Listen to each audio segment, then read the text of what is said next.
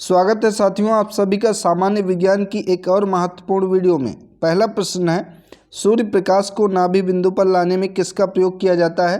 Correct option B है, अवतल दर्पण का प्रयोग किया जाता है। अगला प्रश्न है, संसार में सर्वप्रथम बारूद का आविष्कार कहाँ पर हुआ था? भारत, मिस्र, जापान, चीन।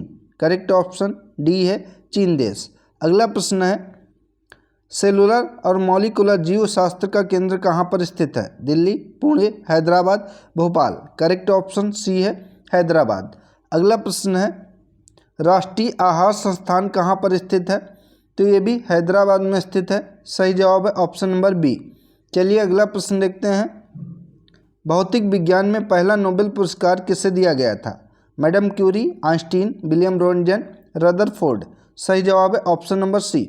भौतिक विज्ञान में पहला नोबेल पुरस्कार विलियम रोंटगन को दिया गया था। अगला प्रश्न है, सूर्य की किरणों की तीव्रता मापने वाला उपकरण कौन सा उपकरण है? तो ये एक्टिनोमीटर है। सही जवाब है ऑप्शन सी। अगला प्रश्न है, उड़ते हुए चक्के की प्रति सेकंड गति मापने वाला उपकरण कौन सा है? करेक्ट ऑप्शन डी है, स्ट्रोबोस्कोप है। अगला प्रश्न है, ऑक्सीजन की खोज किसने की थी? तो प्रिस्टले के द्वारा ऑक्सीजन की खोज की गई थी। सही जवाब है ऑप्शन सी। अगला प्रश्न है, पानी पर तैरती वस्तु का आभासी भार क्या होता है? धनात्मक, ऋणात्मक, शून्य या परिवर्ती। तो पानी पर तैरती हुई वस्तु का आभासी भार शून्य होता है। सही जवाब है ऑप्शन सी। अगला प्रश्न है, टीएनटी का प्रयोग किसमें किया जाता है? तो टीएनटी का प्रयोग विस्फोटक पदार्थों में किया जाता है। सही जवाब है ऑप्शन बी। अगला प्रश्न है, कैंसर अस्थिमज्जा के किस भाग को प्रभावित करता है? Haemoglobin, platelets, plasma, leukaemia. तो ये प्रभावित करता है ल्यूकेमिया को। राइट ऑप्शन डी यहाँ पर होगा। अगला प्रश्न है, सूर्य जिस तारकीय परिवार से संबंधित है वह कहलाता है? तो वह सुपरनोवा कहलाता है। सी राइट ऑप्शन है। अगला प्रश्न है, सेरेब्रम किससे संबंधित है? तो सेरेब्रम का संबंध मस्तिष्क दिमाग से है। सही जवाब है ऑप्शन सी। अगला प्रश्न है, एनटीपी पर किसी गैस के 1 मोल का आयतन कितना होता है? तो यह 22.4 लीटर होता है। सही जवाब है ऑप्शन बी। अगला प्रश्न है, दालचीनी पेड़ के किस भाग से प्राप्त होती है? जड़, पत्ती, छाल, बीज। तो ये छाल से प्राप्त होती है। राइट ऑप्शन सी है।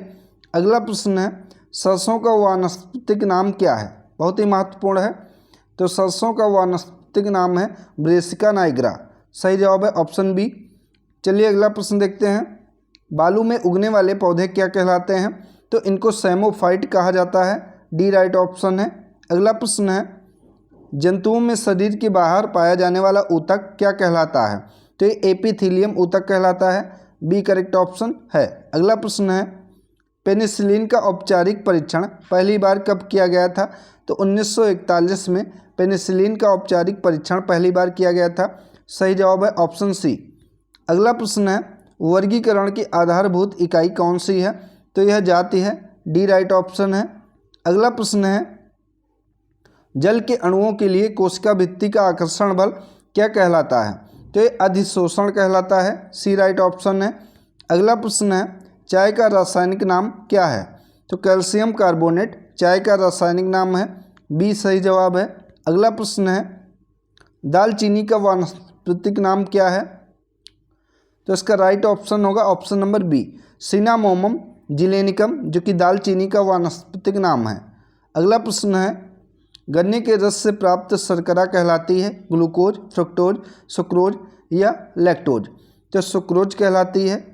सी राइट ऑप्शन है। अगला प्रश्न है, केंद्रिका में प्रोटीन, आरएनए और डीएनए का क्या क्या अनुपात होता है? तो 85% प्रोटीन होती है, आरएनए 10% और डीएनए 5% होता है। सही जवाब है ऑप्शन नंबर बी। अगला प्रश्न है, टीएमवी शब्द किससे संबंधित है? तो टीएमवी शब्द जो कि वायरस से संबंधित है।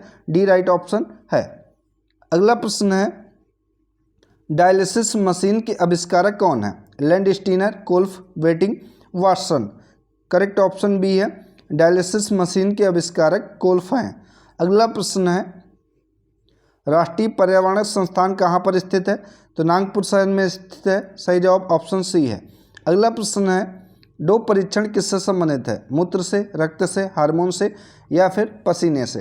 तो डोप परीक्षण मूत्र से संबंधित है, ए सही जवाब है। अगला प्रश्न है, नवजात शिशु को BCG टीका कब लगाया जाता है? तो जन्म के 7 दिनों के भीतर नवजात शिशु को BCG का टीका लगाया जाता है, ए इसका सही जवाब है।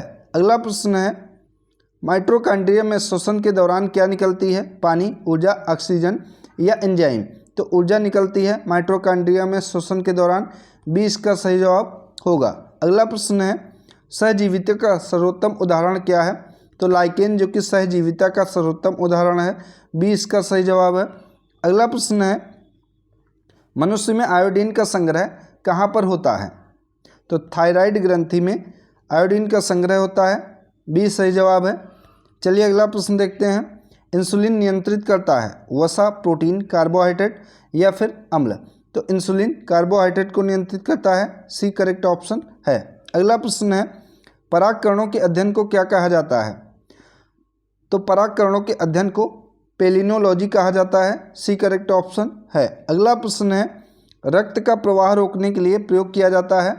तो यह प्रयोग किया जाता है फेरिक क्लोराइड का, बी इसका सही जवाब है। अगला प्रश्न है, अनानास किस प्रकार का फल है? पेपो, ड्रूप, सोरोसिस या सिट्रस? तो अनानास जो कि सोरोसिस प्रकार का फल है, सी इसका सही जवाब है। अगला प्रश्न है, एटीपी का निर्माण कहाँ पर होता है? तो एटीपी का निर्माण माइटोकॉन्ड्रिया में होता है, बी करेक्ट ऑप्शन है। अगला प्रश्न है, कोशिका की ट्रैफिक पुलिस क्या कहलाती है?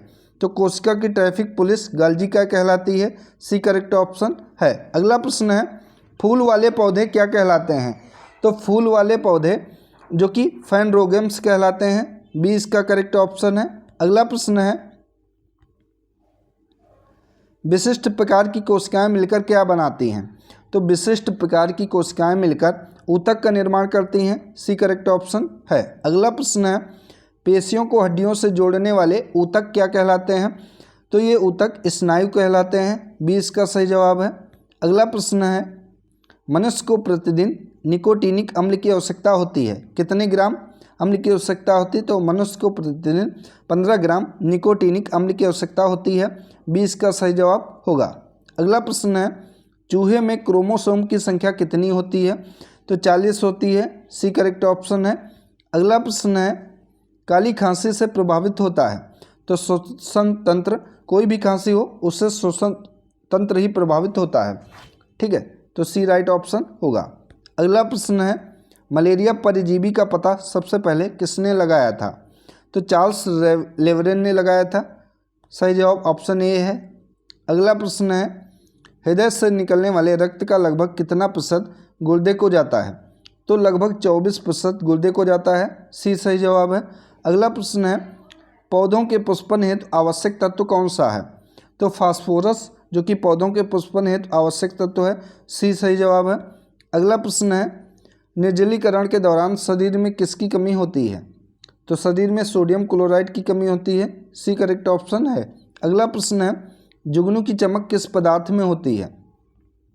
तो जुगनू की चमक जो होती है वो लूसीफेरिन के कारण होती है, बी इसका सही जवाब होगा। अगला प्रश्न है, बिना निषेचन के अन्य कोशिका का विकास क्या कहलाता है? तो यह कहलाता है पार्थेनोकॉपी, एक सही जवाब है। अगला प्रश्न है, टखने का जोड़ किस प्रकार का जोड़ होता है? तो टखने का जोड़ जो कि हिंज जोड़ होता है, सी इसका राइट ऑप्शन हो जाएगा। तो साथियों, ये थे सामान्य विज्ञान के महत्वपूर्ण प्रश्न और उत्तर। वीडियो अगर आप सभी को पसंद आई हो तो इसको ज़्यादा से ज़्यादा शेयर करें और चैनल को सब्सक्राइब करके बेल आइकन को जरूर दबा लें। धन्यवाद साथियों।